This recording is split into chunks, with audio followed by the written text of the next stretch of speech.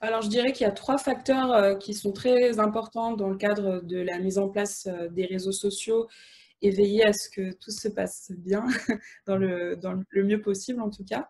Donc, dans un premier temps, c'est déjà d'établir une stratégie qui est vraiment autour de, comment répondre à un objectif à travers les réseaux sociaux. Donc c'est vrai qu'aujourd'hui, il y a beaucoup de gens qui se lancent sur les réseaux sociaux pour y être, mais on ne sait Mhm. pas vraiment pourquoi. Et je pense que d'un point de vue d'un utilisateur, c'est très important de pouvoir identifier l'objectif de la marque qui est présente sur les réseaux sociaux. Donc, je dirais que ça, c'est la première chose.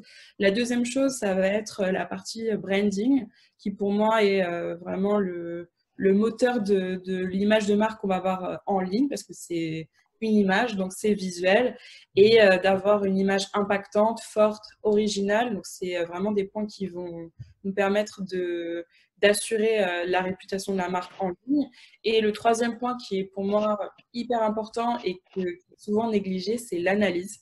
Donc, analyser les performances, analyser par exemple, suivre un hashtag pour savoir ce que les gens disent sur notre marque, utiliser des outils pour aider aussi l'analyse, parce que bon, c'est beaucoup de chiffres et c'est bien d'avoir des outils performants qui vont nous accompagner à mieux comprendre les coulisses des réseaux sociaux et aussi ne pas hésiter à engager avec sa communauté, par exemple via des sondages qualitatifs ou leur demander, voilà, j'ai tel produit qui va sortir, qu'en pensez-vous?